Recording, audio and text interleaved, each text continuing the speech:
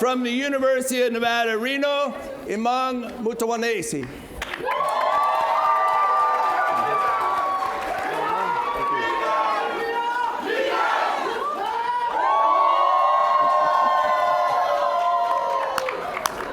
Thank you very much.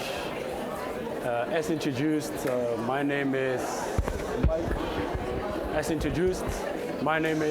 Emang Mochwanaesi. I'm from, can you hear me? Can everybody hear me? Okay, I think we're good now. Okay, as introduced, my name is Emang Mochwanaesi. I'm from South Africa.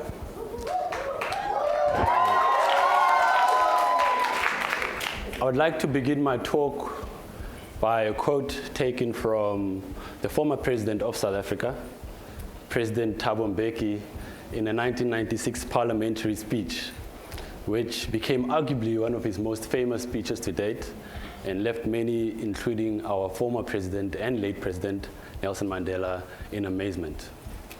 The quote begins as follows: "I'm an African. I owe my beings to the hills and the valleys, the mountains and the rivers, the deserts and the trees." Close quote.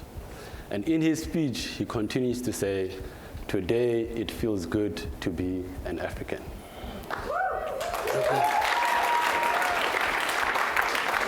Ladies and gentlemen, today for me, it feels good to be classified as a young African leader. Today for me, it feels good to be surrounded by young men and women from different countries in our continent.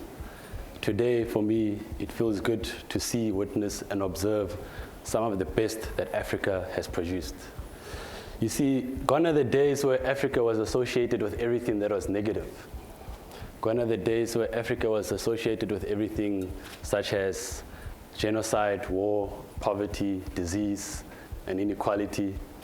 Yes, we are not perfect, but I believe that our good far surpasses the bad. Now, the opportunity for us now, as young African leaders that are here, is to define to ourselves what it means to be African. And once we've gotten that definition, let's define it to the world what it means for us to be African. Let us tell the world about the beautiful and interesting places that are in our continent. Let us tell them about the opportunities of experience that they can have when they visit our continent. Let us brag about the pyramids of Egypt, the fact that they are part of the 7 wonders of the world. Let's talk about the true hustle and bustle of the market streets of Nigeria and the beautiful places that are in Nigeria. Let's share the world the painful history that we do have with the United States in the Gory Islands in Dakar, Senegal, which were used as the house of slaves for most of the people that were sent here, the native people that were sent to the United States. Let us tell them to look in amazement when they visit the monuments of stone in Aksum, in Ethiopia. Let us tell them to take a vacation and visit the Victoria Falls, close to Zambia and Zimbabwe. And to the South Africans that are here, let us argue with the naysayers and ask them why Table Mountains of Cape Town is not part of the 8 wonders of the world. Now, the opportunity and experience of people that will be visiting our continent doesn't just end there. We also have an opportunity to show them our culture of song and dance. You know, we have an opportunity to be able to not only to tell them, but to prove to them what scientists and historians have proven, that Africa is the cradle of humankind, where humanity began. Let us tell them about a word that resonates with most of us here, and I heard somebody mentioning it, Ubuntu, which means I am because you are.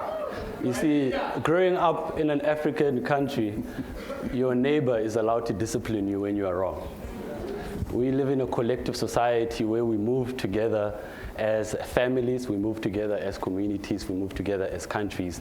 And us being here, I'm very positive that we're going to be moving together as a continent.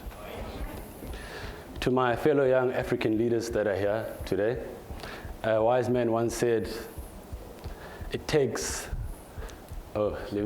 wise man once said, when in difficult times happens, the best people are produced in those situations.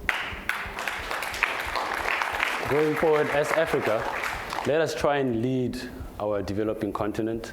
Let us try to be the shining stars in our own little corners, communities, villages. Let us be the people that take Africa forward. Let us be the ones that integrate our continent through collaboration and business and everything that is there. And to the rest of the world and the residents of the United States, we invite you to visit and possibly invest in our continent. Let our imperfections resonate with you as a person, as we are all not perfect. But let our perfections show you what it took for resilient people to fight to get out of colonization. In conclusion, I'd like to say, a luta continua. The fight for economic freedom in Africa will continue. African solutions shall prevail for African problems. I thank you.